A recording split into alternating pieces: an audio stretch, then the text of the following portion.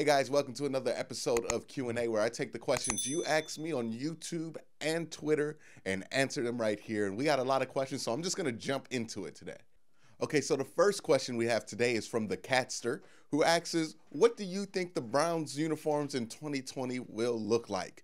For those of you guys who don't know, the Browns are going to be changing their uniforms in 2020, which I'm looking forward to because there's just some things with the new jerseys, mainly the default home jerseys with the off-shadowed yellow, with the off-shadowed orange numbers on them. I think they just look hideous.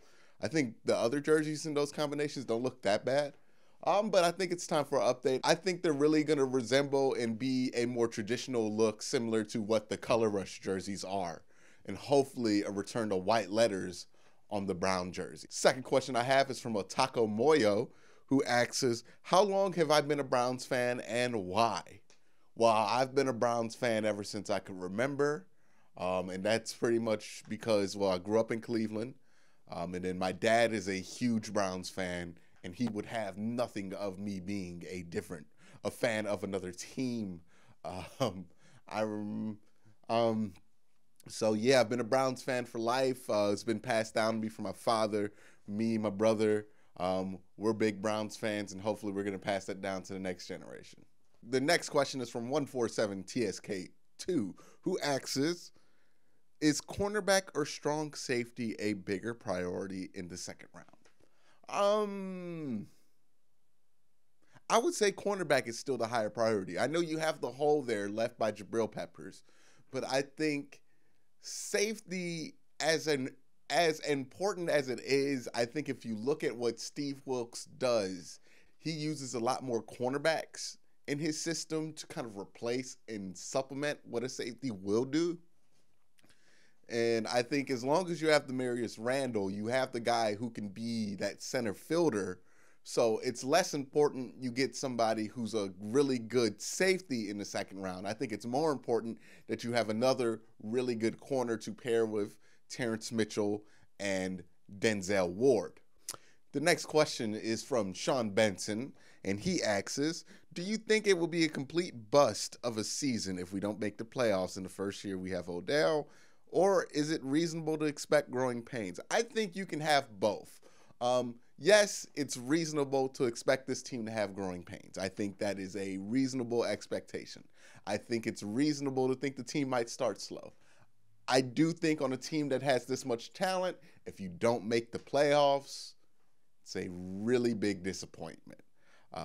So while I do believe, yes, we can have room for growing pains, I think anything short of a playoff run this year is going to be a massive disappointment. The next question is from Kyle Sullinger, who asks, over or under 5,000 yards for Baker Mayfield this season? Well, that's a lot of yards. No, I don't, but I don't think that's going to be because Baker Mayfield can't. I think that the answer to that question is wholly reliant on if you believe this defense can be at least a middle-of-the-road defense and kind of keep up with teams. Because if this offense is going to be able to score, you would hope, with all the talent that they have on it. So if you have a defense that can keep up with that offense, then you're probably going to be running the ball later in games because you're going to have double-digit leads. But if your defense isn't able to keep up with the offense, then yes, Baker Mayfield will put up ridiculous numbers. The next question is from Ben Zamora, who asks, do you have any plans to collaborate with other YouTubers? The answer is yes. I would love to collaborate with other YouTubers, and if I am collaborating with other YouTubers currently, stay tuned. Something's coming very soon. The raccoon asks, how do you think Kyler Murray will translate into the NFL, and what team do you think will select him? Well, I think the Cardinals are going to pick him, and I think if he goes to the Cardinals, I think his game can translate to the NFL. I don't think the question about Kyler Murray is if he can play in the NFL more than it is about if he can survive playing in the NFL. I know people and I know this kind of sounds hypocritical coming from somebody who is a Browns fan and a huge Baker Mayfield supporter. But when you look at Baker Mayfield, who is a shorter guy who is able to stay healthy in NFL, if you look at Drew Brees, who is a shorter guy who's able to stay healthy in NFL, if you look at Russell Wilson, who's a shorter guy who's able to stay healthy in NFL, you notice that they all have kind of a similar, thicker build to them. Like they just are built sturdy. Russell Wilson and Baker Mayfield especially. They're just built bigger. You know, if you look at shorter quarterbacks who kind of faded out the league or just weren't able to stay healthy when they were in the league, they're not built as, you know, thick and trunky as those guys. So I don't know how healthy Kyler Murray will be able to stay just because he doesn't have as sturdy of a build. I think his game's going to translate to the NFL easy. I mean, he has a great arm. He's accurate. He can find windows, and he is a dynamic athlete on his feet. So yeah, I think Kyler Murray's game could translate. I just don't know how healthy he's going to be able to stay. All right, Kyler Harrington asks me, can you name all 30 of the Browns' starting quarterbacks since 1999 off the top of your head? All right, here we go. I'm just going to start from the top and just work my way on down and just hopefully I can get them. I'm going to try to put some dings and dongs in there if I get something wrong or miss something. All right, so from this year, you got to go, what, Baker, Tyrod. Year before, Deshaun Kaiser, Cody Kessler. There's somebody else. Kevin Hogan. Year before that, what, Josh McCown, Johnny Manziel, Austin Davis. Who else? Year before that was Johnny's rookie year, so it started Brian Hoyer, Johnny Manziel. Who started that?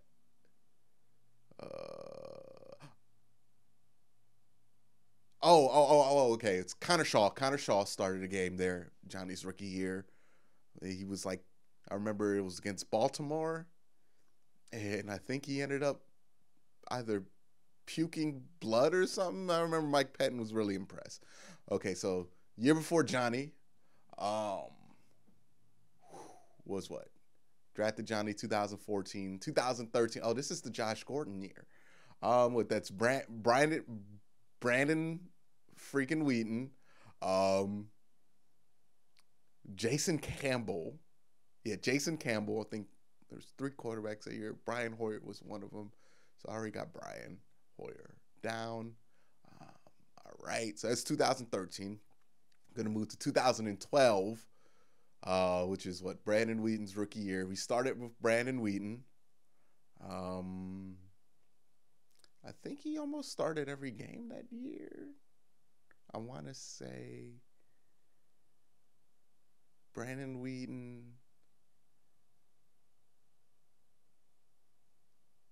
Thad Lewis. I think Thad Lewis started a game that year. Thad Lewis from Duke. Why do I remember Thad Lewis? But Thad Lewis from Duke. All right. So we got Thad Lewis down. 2012. Let's go to 2011. Who was before Brandon Wheaton? I think it was Colt McCoy, Jake Delhomme, Seneca Wallace, Ken freaking Dorsey. All right. Then before that, we got what? Brady Quinn, Derek Anderson. Before Derek Anderson, it was what? Charlie Fry. Then before Charlie Fry, you got Trent Dilfer,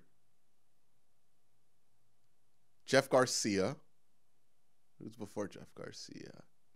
Then you got Tim Couch, Kelly Holcomb, who could forget? Luke McCown?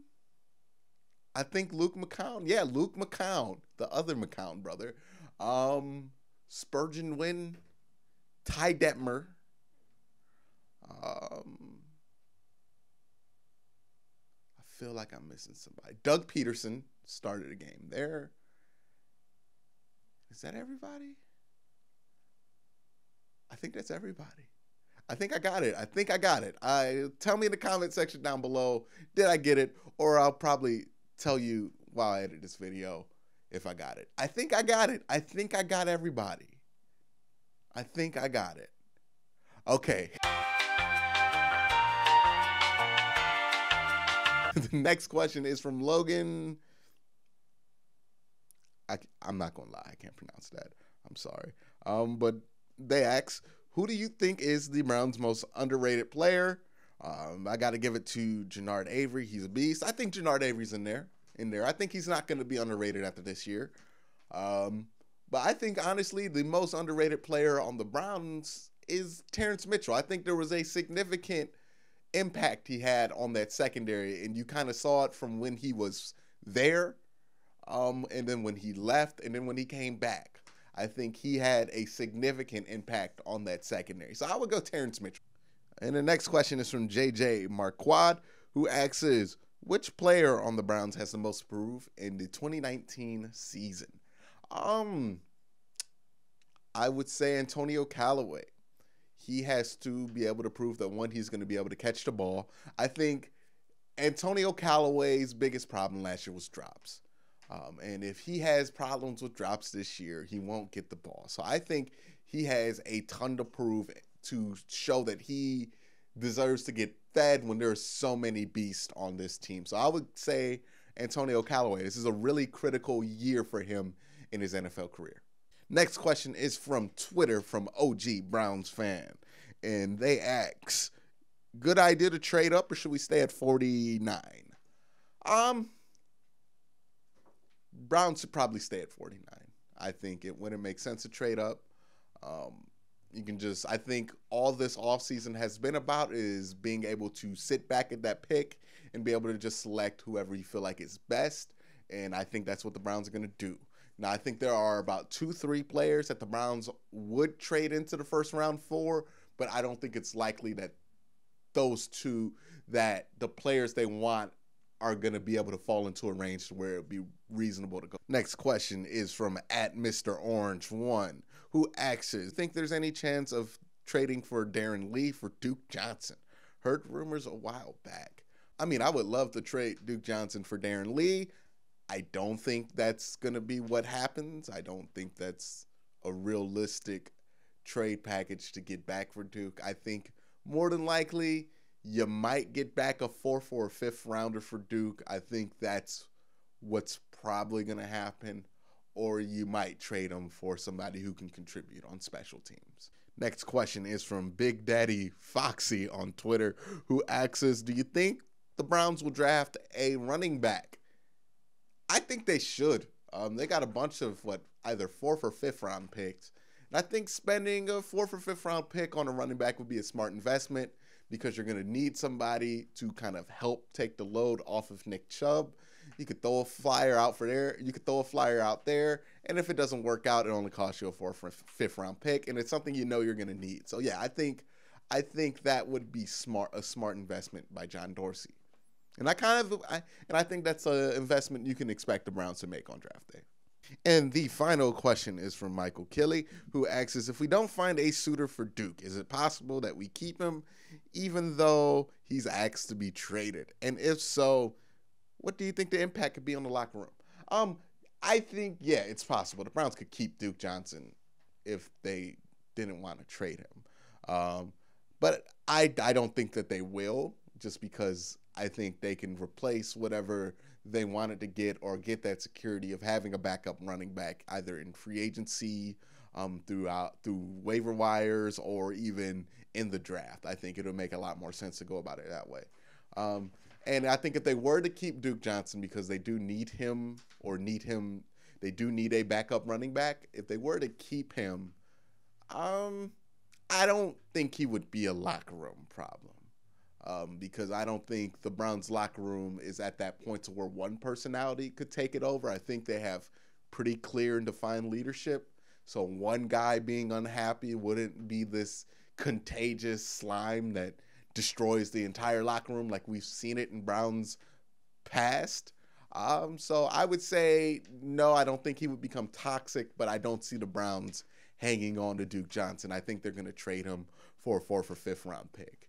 And by the way, if you haven't, check out his channel, Brownie Postgame. I'm going to leave a link in the description of this video so you guys can check it out. Has a lot of great edits, a lot of fun trailers. He has the Browns Infinity War trailer. If you've seen that one, that's from this man who asked this question. So check out his channel. Does a lot of great work there. That's all the questions I'm taking for this week's episode. Thank you guys for watching. Hit that subscribe button, that notification bell, and if you have $1 or $2 to spare, please check out my Patreon where you can donate $1 and help this show keep on going. All right, guys, thank you for watching. Hit that subscribe button, and again, have a great night.